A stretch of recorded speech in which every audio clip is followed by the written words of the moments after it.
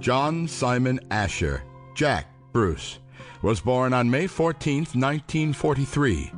He was a Scottish musician, singer, and songwriter, known primarily for his contributions to the British supergroup Cream, which also included the guitarist-singer Eric Clapton and drummer extraordinaire Ginger Baker.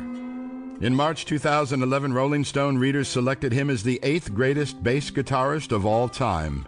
Most musicians would have a very hard time distinguishing themselves if they wound up in a band with Eric Clapton and Ginger Baker, the magazine said at the time, but Jack Bruce was so gifted on the bass that he did it with ease.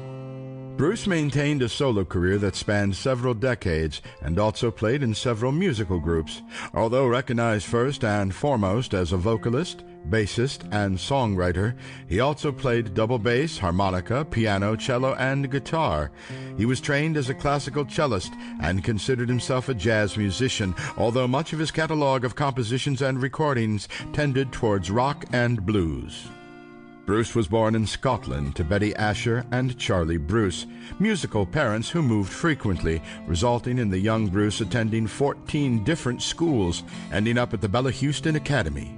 He began playing jazz bass in his teens and won a scholarship to study cello and musical composition at the Royal Scottish Academy of Music and Drama while playing in Jim McHarg's Scottsville Jazz Band to support himself. The Academy disapproved of its students playing jazz. They found out, Bruce told musician correspondent Jim McEnany, and said, "You either stop or you leave college." So I left college. After leaving school, he toured Italy playing double bass with the Murray Campbell Big Band. In 1962, Bruce became a member of the London-based band Blues Incorporated, led by Alexis Corner, in which he played the upright bass. The band also included organist Graham Bond, the saxophonist Dick Hextall-Smith, and the drummer Ginger Baker.